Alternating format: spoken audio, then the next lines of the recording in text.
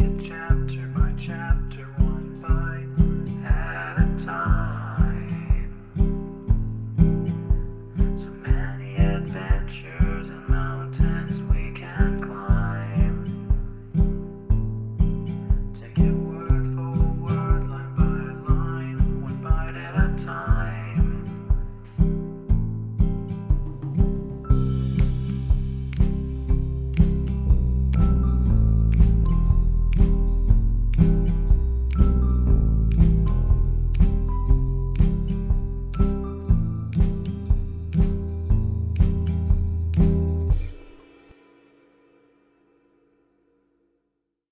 Welcome to Bite at a Time Books, where we read you your favorite classics one bite at a time.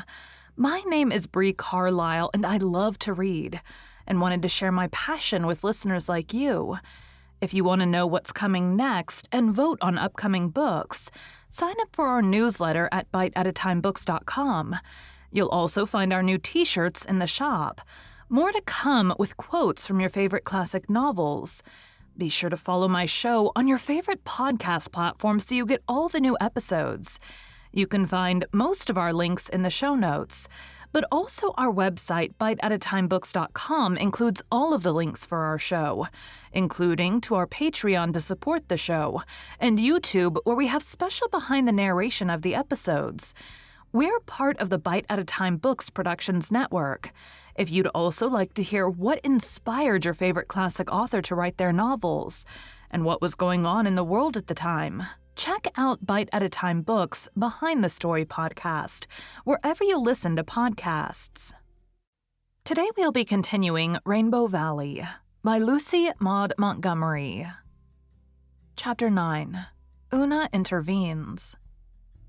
Miss Cornelia had an interview with Mr. Meredith, which proved something of a shock to that abstracted gentleman.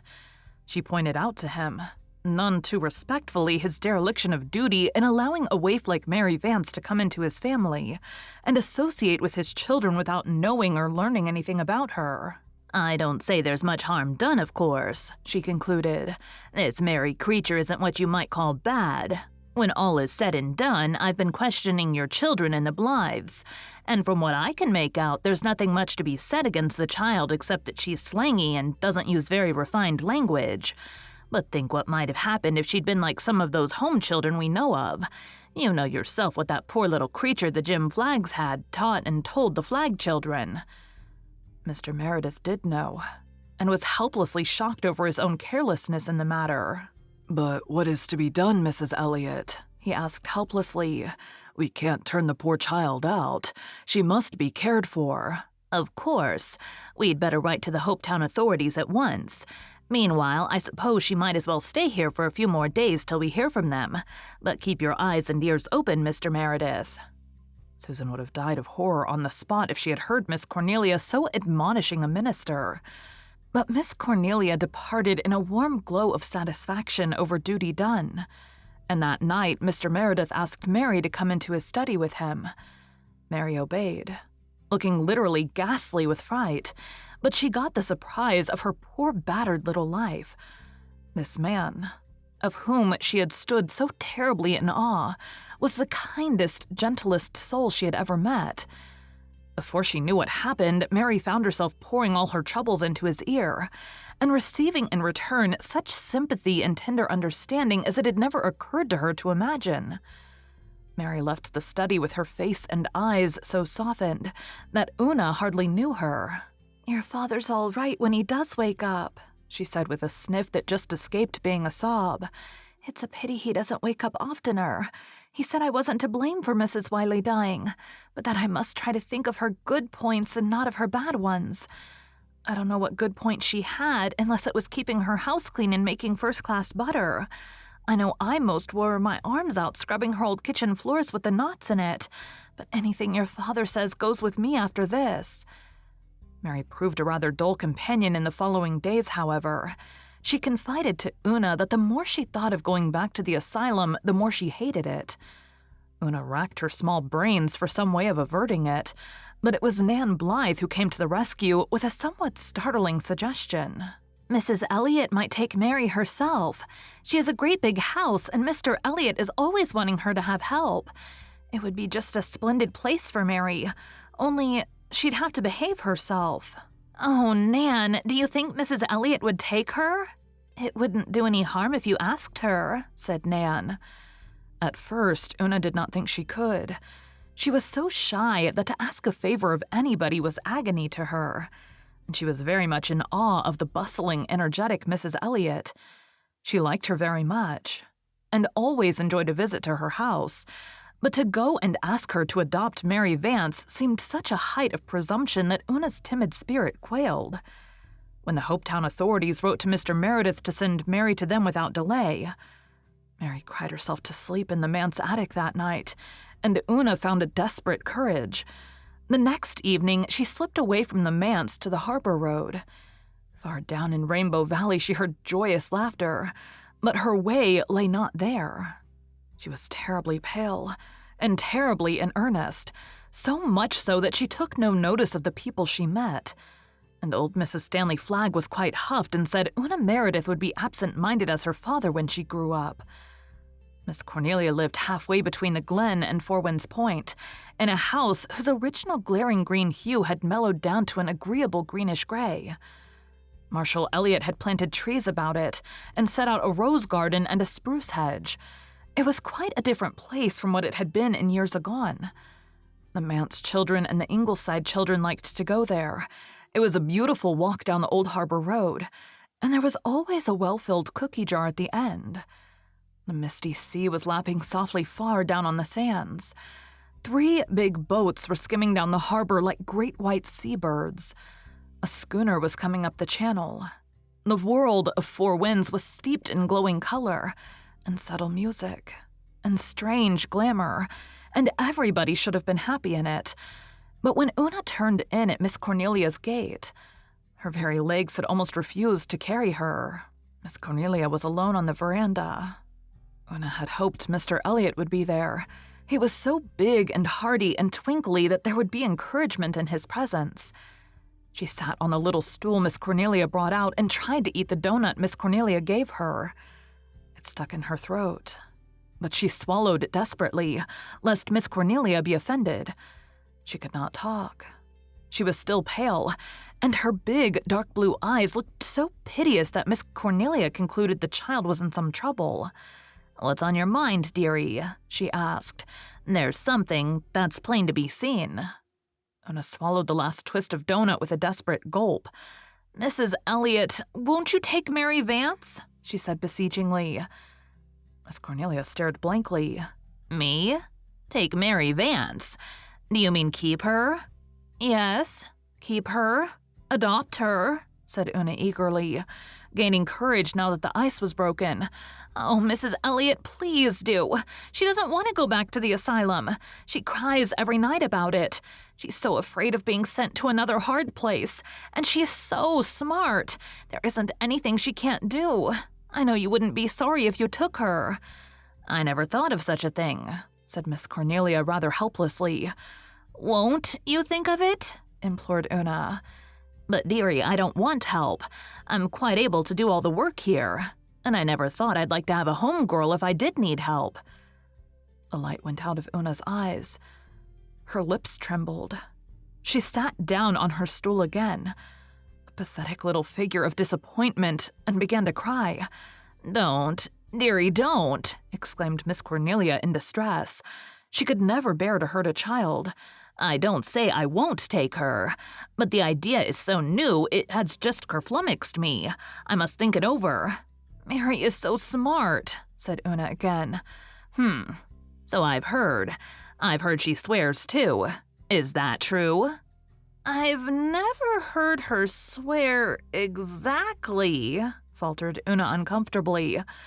"But I'm afraid she could." "I believe you. Does she always tell the truth?" "I think she does, except when she's afraid of a whipping." "And yet you want me to take her."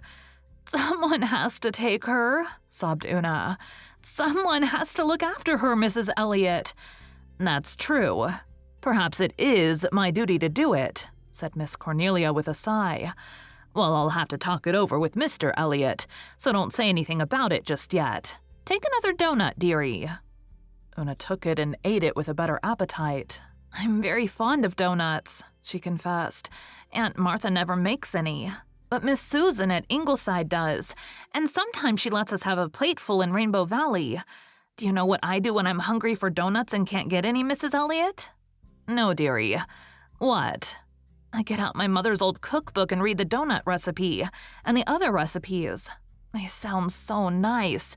I always do that when I'm hungry, especially after we've had ditto for dinner.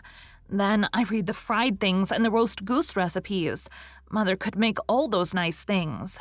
Those manse children will starve to death yet if Mr. Meredith doesn't get married, Miss Cornelia told her husband indignantly after Una had gone. And he won't. And what's to be done? And shall we take this merry creature, Marshall? Yes, take her, said Marshall laconically. Just like a man, said his wife despairingly. Take her. As if that was all. There are 100 things to be considered, believe me. Take her, and we'll consider them afterwards, Cornelia, said her husband. In the end, Miss Cornelia did take her, and went up to announce her decision to the Ingleside people first. Splendid, said Anne delightedly. I've been hoping you would do that very thing, Miss Cornelia. I want that poor child to get a good home. I was a homeless little orphan just like her once. I don't think this merry creature is or ever will be much like you, retorted Miss Cornelia gloomily. She's a cat of another color, but she's also a human being with an immortal soul to save. I've got a shorter catechism and a small-tooth comb, and I'm going to do my duty by her. Now that I've set my hand to the plow, believe me. Mary received the news with chastened satisfaction. It's better luck than I expected, she said. You'll have to mind your P's and Q's with Mrs. Elliot, said Nan. Well, I can do that, flashed Mary. I know how to behave when I want to just as well as you, Nan Blythe. You mustn't use bad words, you know, Mary, said Una anxiously. I suppose she'd die of horror if I did, grinned Mary, her white eyes shining with unholy glee over the idea. But you needn't worry, Una. Butter won't melt in my mouth after this. I'll be all prunes and prisms.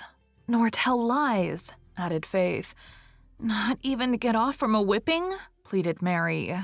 Mrs. Elliot will never whip you. Never, exclaimed Di. Won't she? Said Mary skeptically.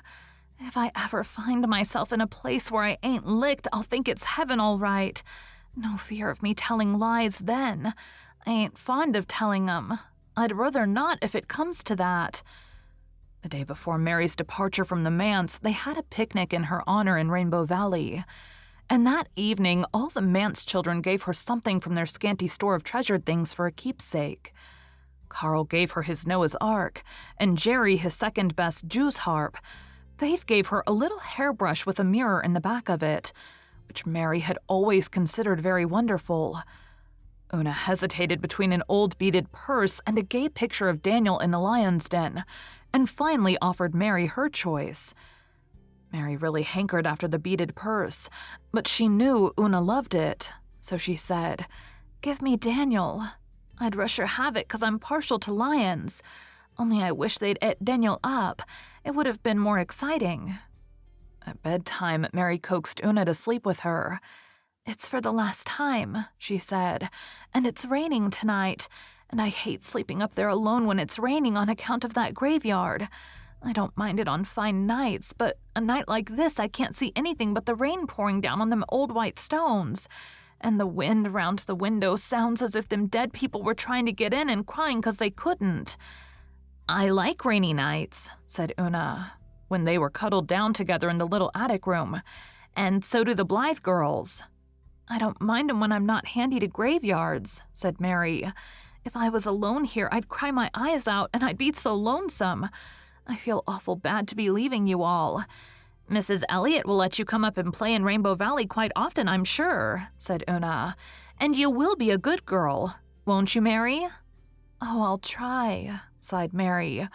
"But it won't be as easy for me to be good, inside, I mean, as well as outside, as it is for you. You hadn't such scalawags of relations as I had. But your people must have had some good qualities as well as bad ones, argued Una. You must live up to them and never mind their bad ones. I don't believe they had any good qualities, said Mary gloomily. I never heard of any. My grandfather had money, but they say he was a rascal. No, I'll just have to start out on my own hook and do the best I can. And God will help you, you know, Mary, if you ask him. I don't know about that. Oh, Mary, you know we asked God to get a home for you, and he did. I don't see what he had to do with it, retorted Mary. It was you put it into Mrs. Elliot's head. But God put it into her heart to take you. All my putting it into her head wouldn't have done any good if he hadn't. Well, there may be something in that, admitted Mary. Mind you, I haven't got anything against God, Una. I'm willing to give him a chance. But honest, I think he's an awful lot like your father, just absent-minded and never taking any notice of a body most of the time, but sometimes waking up all of a sudden and being awful good and kind and sensible. Oh, Mary, no! Exclaimed horrified Una. God isn't a bit like father.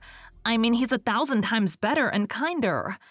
If he's as good as your father, he'll do for me, said Mary. When your father was talking to me, I felt as if I could never be bad anymore. I wish you'd talk to father about him, sighed Una. He can explain it all so much better than I can. Why, so I will. Next time he wakes up, promised Mary. That night he talked to me in the study. He showed me real clear that my praying didn't kill Mrs. Wiley. My mind's been easy since. But I'm real cautious about praying. I guess the old rhyme is the safest. Say, Una, it seems to me if one has to pray to anybody, it'd be better to pray to the devil than to God. God's good anyhow, so you say, so he won't do you any harm. But from all I can make out, the devil needs to be pacified. I think the sensible way would be to say to him, Good devil, please don't tempt me. Just leave me alone, please. Now don't you? Oh, no, Mary. I'm sure it couldn't be right to pray to the devil. And it wouldn't do any good because he's bad. It might aggravate him and he'd be worse than ever. Well, as to this God matter, said Mary stubbornly, since you and I can't settle it, there ain't no use in talking more about it until we've a chance to find out the right of it. I'll do the best I can alone till then. If Mother was alive, she could tell us everything, said Una with a sigh. I wished she was alive, said Mary. I don't know what's going to become of you youngsters when I'm gone. Anyhow, do try and keep the house a little tidy.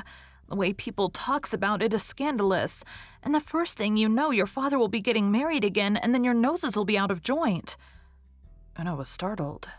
The idea of her father marrying again had never presented itself to her before. She did not like it, and she lay silent under the chill of it. Stepmothers are awful creatures, Mary went on. I could make your blood run cold if I was to tell you all I know about 'em. The Wilson kids across the road from Wiley's had a stepmother. She was just as bad to 'em as Mrs. Wiley was to me. It'll be awful if you get a stepmother. I'm sure we won't, said Una tremulously. Father won't marry anybody else. He'll be hounded into it, I expect, said Mary darkly. All the old maids in the settlement are after him. There's no being up to them. And the worst of stepmothers is, they always set your father against you. He'd never care anything about you again. He'd always take her part and her children's part. You see, she'd make him believe you were all bad. I wish you hadn't told me this, Mary, cried Una. It makes me feel so unhappy. I only wanted to warn you, said Mary, rather repentantly.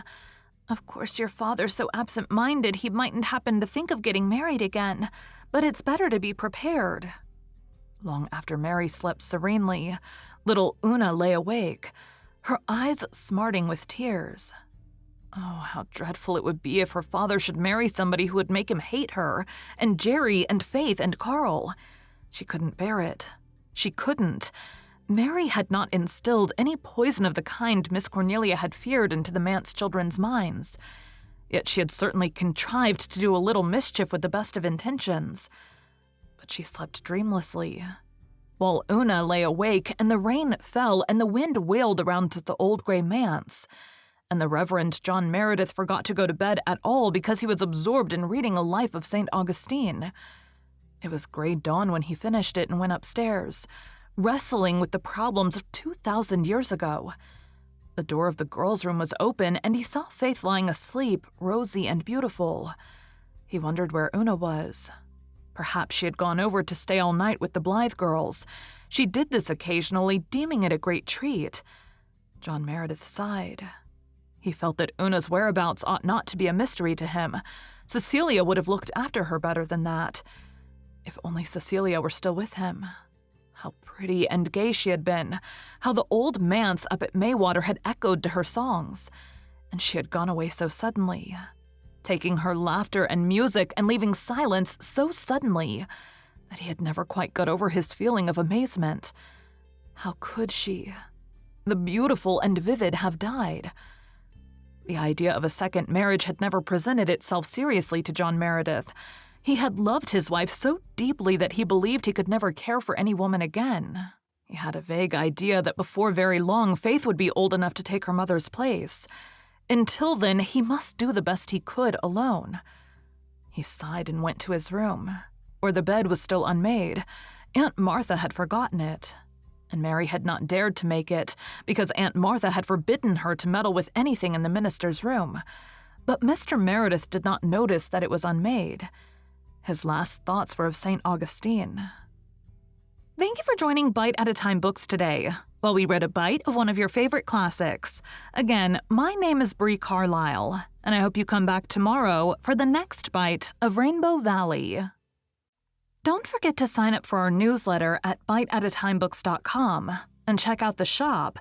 You can check out the show notes or our website, biteatatimebooks.com, for the rest of the links for our show.